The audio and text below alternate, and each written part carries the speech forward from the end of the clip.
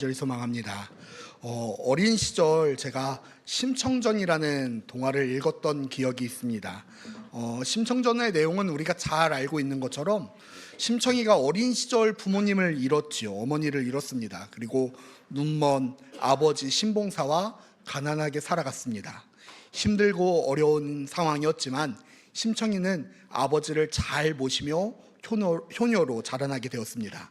그러던 어느 날 신봉사가 절에서 쌀 300석을 공양하면 눈을 뜰 수 있다라는 이야기를 듣게 됩니다. 쌀 300석은 지금 단위로 계산해 보면 약 43톤에 이르는 어마어마한 양이지요. 이를 현재 화폐 단위로 계산해 봐도 약 1억 3천에서 1억 7천 정도가 된다고 합니다. 때문에 300석을 구하는 것은 신봉사의 집에서는 꿈도 꿀 수 없는 일이었습니다. 이 사실을 알게 된 심청이는 아버지의 눈을 뜨게 하기 위해서 큰 결심을 하게 됩니다. 마침 바다의 제사를 지내기 위해서 젊은 여자를 찾던 상인들에게 자신을 대신 내주고 그 대가로 쌀 300석을 얻어 아버지에게 전합니다. 이 이야기를 통해서 우리가 발견할 수 있는 종교의 원리가 하나 있는데 그것이 바로 기복신앙이라는 것입니다. 기복신앙이라는 것은 단순히 복을 구하는 것이 아니라 나의 어떤 행위를 통해서 하나님의 주권, 신의 주권을 통제하려고 하는, 거래하려고 하는 시도입니다. 즉 어떤 절대적인 존재, 그 신과 인간이 서로 거래를 하는 것이죠.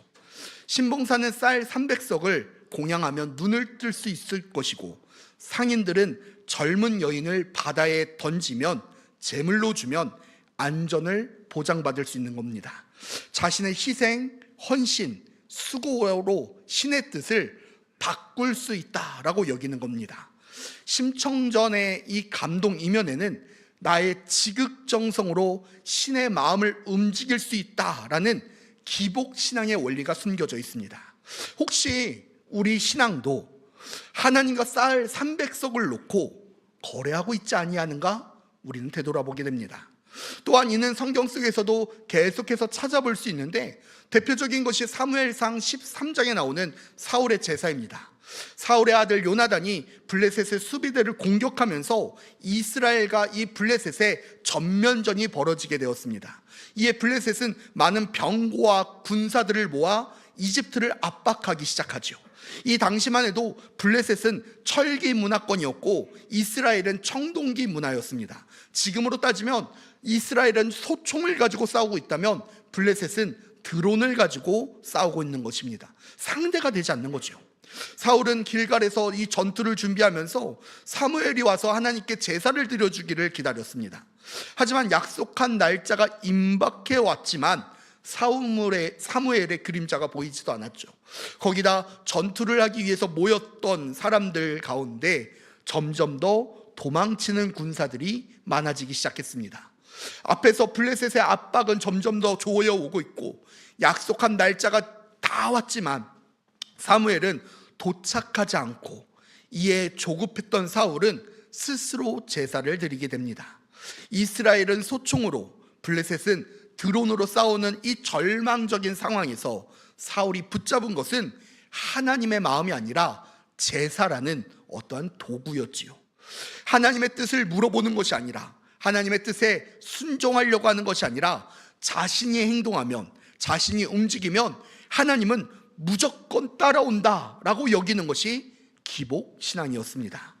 이에 사무엘은 형식적인 제사보다 순종이 더 중요함을 외치게 됩니다. 또한 하나님께서도 이 일을 통하여 사울이 아닌 다른 사람을 찾아 새로운 왕을 세우실 것을 예고하셨습니다.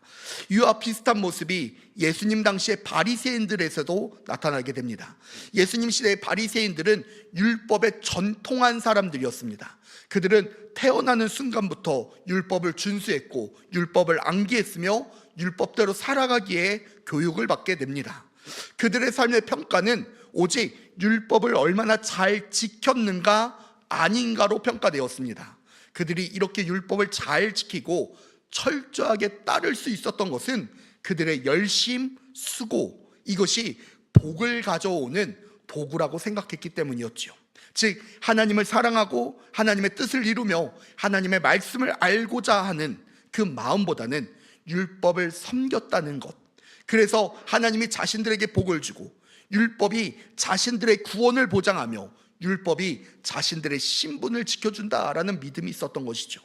그렇게 강도 만난 사람들의 이야기를 통해서 그들이 얼마나 하나님과 동떨어져 있었는지를 우린 발견하게 됩니다. 한 사람이 예루살렘에서 제사를 드리고 여리고로 내려가는 길이었습니다. 그러다가 강도를 만나게 되었는데 이때 모든 것을 다 빼앗기고 크게 다쳐서 길가에 버려지게 되었지요. 이때 제사를 드리러 가던 한 제사장이 그 사람을 발견하게 됩니다. 크게 다치고 모든 것을 빼앗긴 그 사람을 보았지만 그냥 지나가요. 예배를 도왔던 레위 사람도 길가에 버려진 사람을 보았지만 그 역시도 그냥 자신의 갈 길을 걸어갈 뿐이었습니다. 그리고 마지막으로 그 길을 사마리아 사람이 걸어갑니다. 사마리아 사람은 유대인들과 원수지간이었죠. 유대인들은 사마리아 사람들의 땅을 밟지도 않았고 사마리아 사람들도 자신들의 영토에 들어오는 이 유대인들에게 돌을 던지거나 사망에 이르게 하는 사건들이 종종 벌어지기도 했습니다. 그런데 그 사마리아 사람만이 이 다친 사람을 불쌍하게 여깁니다. 그냥 강도 만난 사람을 돌봐주고 자신의 짐승에 태워 여관까지 데려가주며 거기서 멈추지 않고 치료비와 숙박비까지 맡기며 끝까지 책임지는 자세를 보여줍니다. 율법이 만들어진 이유, 곧 하나님을 사랑하고 이웃을 사랑하라는 그 정신, 그 율법에 담긴 정신을, 하나님의 마음을 바리새인들은 무시했던 것이죠. 오직 행위로 구원에 이를 수 있다라고 믿으며 자신들의 열심, 노력, 수고만을 자랑했을 뿐입니다. 그게 복의 길이라 여기며 말이죠. 오늘 우리가 읽은 이사야 58장에서도 이와 같은 신앙의 기조가 보입니다. 3절 말씀인데요, 우리 함께 읽어볼까요? 58장 3절입니다.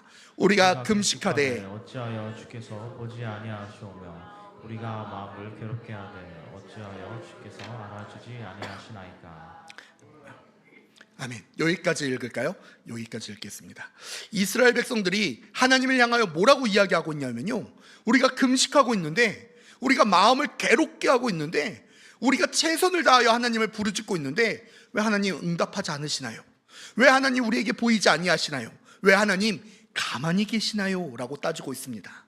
이들이 가지고 있는 이 신앙의 기조를 따르면, 이들이 가지고 있는 이 신앙의 관을 따르면 하나님은 자신들이 기도하면, 하나님은 자신들이 열심히 금식하면, 하나님은 자신들이 최선을 다하여 섬기면 무조건 자신들을 도와야 하는 신이었기 때문이지요. 자신들의 안위를 보호하고 자신들에게 복을 주는 신적 도구에 불과한 존재로 하나님을 보았던 것입니다. 때문에 자신들 마음대로 되지 아니하니까 반발하는 겁니다. 자신들의 뜻대로 이루어지지 아니하니까 하나님께 따지는 거예요. 하나님이 자신들과 거래의 대상이라고 여기기에, 하나님이 사람들과 거래하고 있는 중이라고 여기기에 이러한 반응을 보이고 있는 거예요. 그 어디에서도, 그 어떤 모습에서도, 그 어떤 형식에서도 하나님의 마음을 구하고 뜻을 구하는 기도는 전혀 없었던 것입니다. 오로지 자기 자신을 위해서, 안위를 위해서, 복을 위해서 하나님을 선택했고 하나님을 향하여 금식하고 있었던 것입니다. 하나님을 찾는 척했지만 그 안에는 오직 자신의 유익, 이익만이 가득한 형식적인 신앙밖에 존재하지 않았던 거죠. 문제는 다른 사람들은 겉으로 봐서 그 모습을 모른다는 거예요. 그 사람들의 마음을 보기 전까지는 전혀 그 사람이 형식적인 신앙인지 정말 하나님을 믿는 사람인지 알 수 없다라는 거예요. 겉에서는 하나님 나라를 위하여 최선을 다하며 목회하시는 분들이 계십니다. 정말 누구보다도 잠도 자지 아니하고 밥 먹는 시간도 아까워하면서 목회하고 내일이 없다라는 생각으로 정말 열심히 살아가시는 분들이 계세요. 그런데 그것이 그때는 하나님을 향한 열심인 것처럼 보였는데 그 여정의 끝을 보니까 결국 자신의 유익을 위하여, 목회를 통하여 자신의 이익을 챙기기 위한, 자신의 명예와 권력을 차지하기 위한 도구에 불과했다라는 사실이 밝혀지는 분들이 계십니다. 또는 어떤 분들은 열심히 기도하십니다. 열심히 섬기고 헌신하세요. 그 누구와 비교되지 못할 정도로 정말 열심을 다하여 하나님의 나라를 세워가십니다. 그런데 그 안에는 수고 헌신을 통하여 자기 자신만이 복을 누리고자 하는, 유익을 얻고자 하는 분들도 계세요. 제가 수련회를 준비하면서 가장 항상 고민되는 부분이 여기입니다.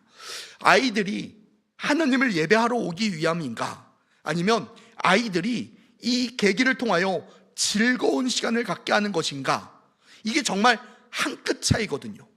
여기에서 우리가 무엇을 우선인지를 놓치게 되면, 우리가 왜 모이게 됐는지를 놓치게 되면, 하나님을 기쁘시게 하는 모임이 아니라면, 하나님을 이용하여 내 기쁨을 채우기 위한 모임이라면, 나중에 재미가 없다면, 오락이 없다면 그들은 다 떠날 것입니다. 그것은 언젠가 끝이 오게 됩니다. 그렇기에 우리의 금식, 우리의 신앙의 모습, 우리의 삶은 하나님을 이용하여 내 인생이 더욱 윤택해져 가는 것이 아님을 분명히 기억해야 합니다. 우리의 금식은 배고픔을 참는 것이 아니라 내 욕망을 굶기는 것이기 때문이죠. 그렇다면 하나님이 우리에게 요구하시는 것은 무엇인가? 이것을 우리가 말씀을 통해서 찾아 나서야 되는데, 그것이 바로 하나님의 마음입니다. 우리 이사야서 58장 6절에서 7절 말씀 저와 한 절씩 교독하시겠습니다. 내가 기뻐하는 금식은 흉악의 결박을 풀어주며 명예의 줄을 끌어주며 압제당하는 자를 자유롭게 하고 모든 명예를 꺾는 것이 아니겠느냐. 또 줄인 자에게 내 양식을 나누어 주며 유리하는 비밀을 지배드리며 헐벗은 자를 보면 입히며 또 내 고력을 피하여 스스로 숨지 아니하는 것이 아니겠느냐. 아멘. 금식하는 이유, 자기 자신을 하나님께 내려놓는 것이라는 거죠. 자기 욕망, 욕구를 내려놓는 일입니다. 그리고 하나님의 음성을 듣고 마음을 알고 뜻을 알아가는 시간이죠. 그 시간을 통하여 우리는 나의 마음대로 하나님을 통제하려고 하는 것이 아니라 하나님의 마음으로 내 인생의 길을 변경하는 것이죠.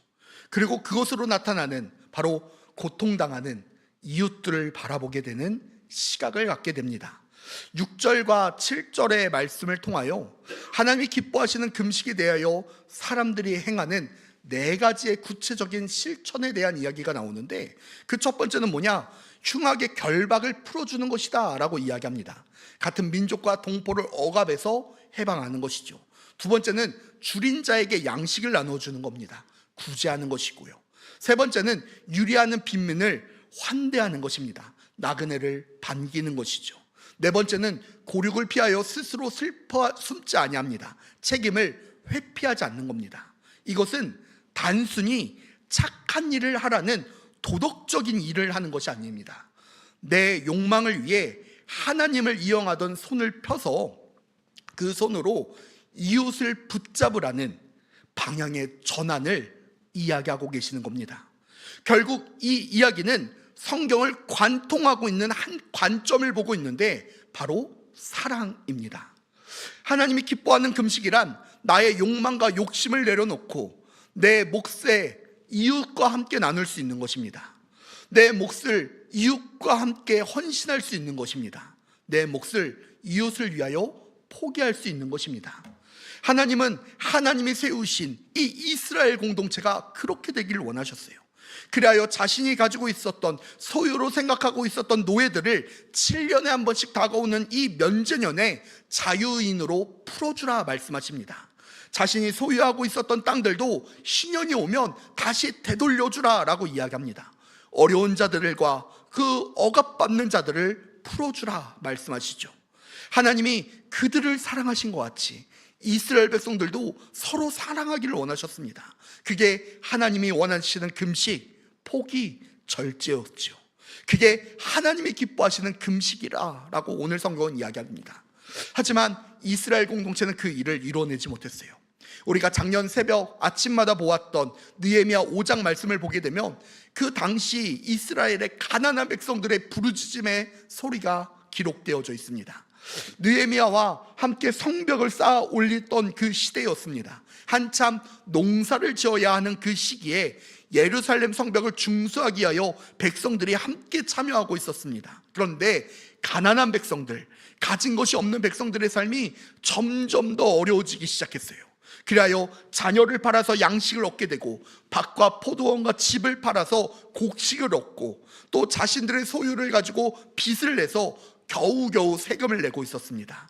그들이 가지고 있었던 것들이 밭과 포도원과 집과 곡식들을 팔아 자신들이 소유하고 있는 모든 것을 팔아 빚을 내며 겨우 살아가고 있었던 것이죠. 그런데 아무도 그들을 돕지 않았어요. 함께 성벽을 쌓아올리며 예루살렘의 회복을 동참하고 있는 귀족들과 지도자들이 그들에게 자비를 베풀지 않았습니다. 시간이 가면 갈수록 귀족들과 지도자들은 점점 더 부유해졌지만 일반 백성들은 점점 더 가난해지는 악순환의 고리가 끊어지지 않았던 것입니다. 이것을 회복한 것이 언제냐? 바로 성령의 임재가 임한 초대교회 공동체였습니다. 사도행전 2장과 4장에 보게 되면 초대교회 성도들이 서로 자신의 것들을 사도들 발 앞에 두는 장면이 나오게 됩니다. 그리고 서로가 필요한 만큼 가져다 사용하지요. 뿐만 아니라 초대교회의 구제사역, 이것은 절대로 포기하지 않는 사역이었습니다. 자신들이 어려운 시간에서도 위기의 순간에서도 오히려 그들은 자신들의 구제의 사역을 더 확실하게 하기 위하여 7명의 집사들을 세우고 감당하도록 했습니다. 자신의 것을 금식하면서 포기하면서 절제하면서 다른 이웃들을 돌보는, 생각하는 사랑의 공동체가 이때 이루어지게 된 것이죠. 저는 설교를 하면서 헌금 이야기는 잘 하지 않습니다. 그런데 우리 교회에 좋은 제도가 하나 있어서 소개시켜 드리려고 하는데 바로 부스러기 헌금입니다. 이 헌금을 통해서 그 전까지 이어져 왔던 그 이웃들을 섬기는 일을 올해부터 우리가 다시 시작하려고 합니다. 그리고 어떻게 도울지 기도하면서 준비하고 있습니다. 우리가 하루에, 한 주에 커피 한 잔, 한 주에 금식 한 번, 또는 그것도 어렵다면 한 달에 한 번 이 일에 동참하는 그 일로 분명 어떤 사람에게는 메말랐던 세상이 물된 동상같이 기쁨이 회복될 줄 믿습니다. 그리고 이때 하나님이 우리에게 약속하신 것이 있는데, 첫 번째로 우리 한번 따라 하실까요? 새벽 빛같이 회복됩니다. 이사야 58장 8절의 말씀입니다. 우리 함께 읽을까요? 그리하면 내 빛이 새벽같이 비칠 것이요 내 치유가 급속할 것이며. 아멘. 성경에서 밤은 어둠, 고난, 고통 등으로 상징될 때가 있습니다. 그리고 가장 어두운 시절, 가장 영적으로 힘든 시기를 새벽 동이 트기 바로 직전이다라고 이야기합니다. 그런데 하나님의 마음을 닮아 하나님이 기뻐하시는 금식을 하는 자들에게 그 어둠 속에서, 고통 속에서, 고난 속에서 회복시킬 것을 약속하십니다. 그리고 이것은 아주 천천히 이루어지지 않습니다. 급속도로 아주 빠른 시간 내에 치유될 것이다 라고 약속하세요. 그들이 겪었던 고난의 시간은 물러가게 되고 하나님의 은혜의 시간이 도래하게 될 것을 우리에게 말씀하고 계십니다.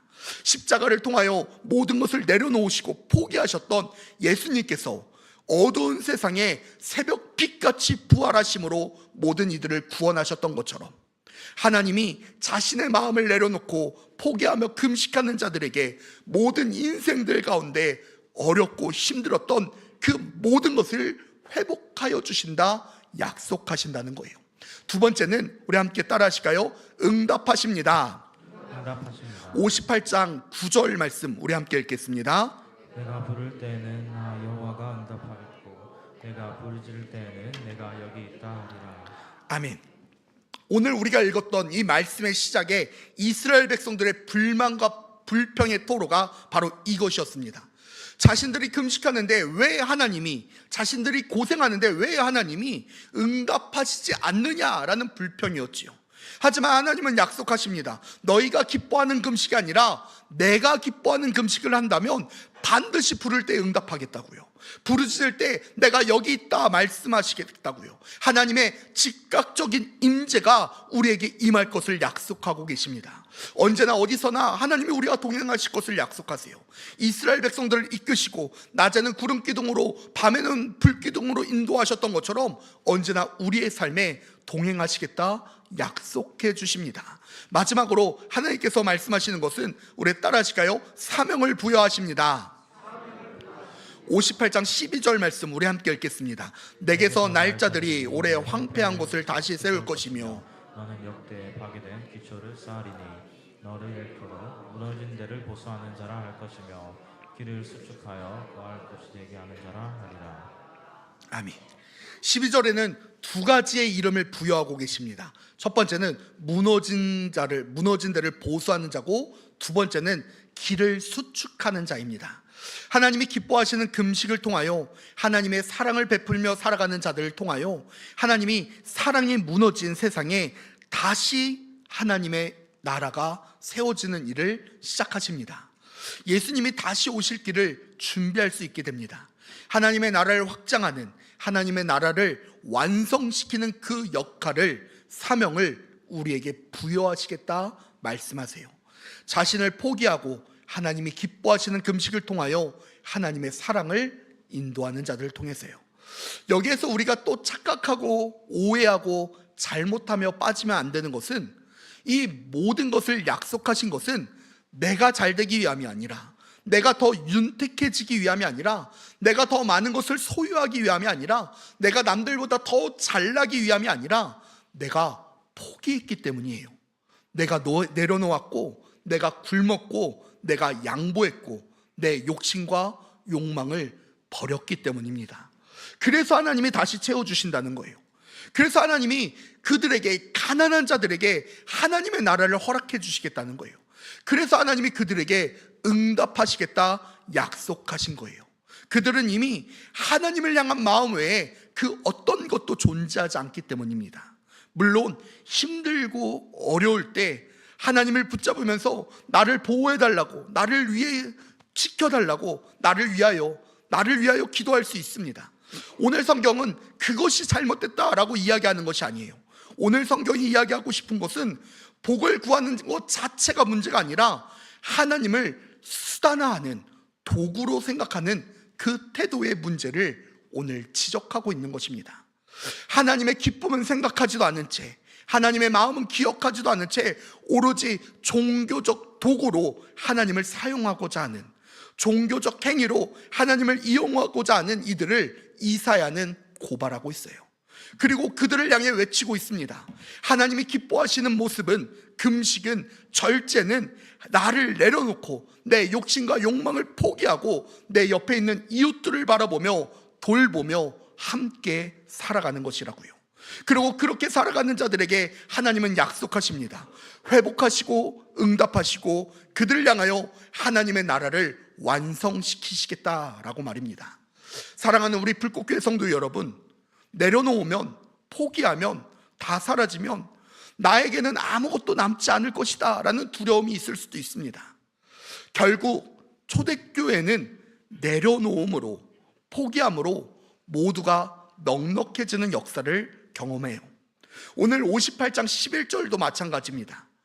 우리가 하나님을 기쁘시게 하기 위해서, 나의 마음을 하나님을 닮아지기 위해서 살아간다면, 내가 서 있는, 내가 살아가는 그 모든 곳이 메마른 곳이라도 그곳을 물된 동산같이 풍족하게 하시겠다 약속하십니다. 하나님이 원하시는 것은요, 종교적 행위가 아니라 하나님의 마음을 닮아 사랑을 실천하는 그 자리입니다. 우리가 이웃을 향하여 손을 폈을 때 비로소 하나님은 내가 여기 있다 말씀하실 거예요. 내가 나를 채우려 할 때는 언제나 메말라 있었지만, 나를 비워 이웃을 챙길 때에는 하나님이 내가 살아가는 그곳을 물된 동산으로 만드실 줄 믿습니다. 이번 한 주 나라는 우상을 금식하며 이웃이라는 그 사랑이라는 하나님의 마음을 채우는, 그리하여 하나님이 축복하시는 우리 불꽃교회 모든 성도들이 되기를 간절히 축복합니다. 제가 기도하겠습니다.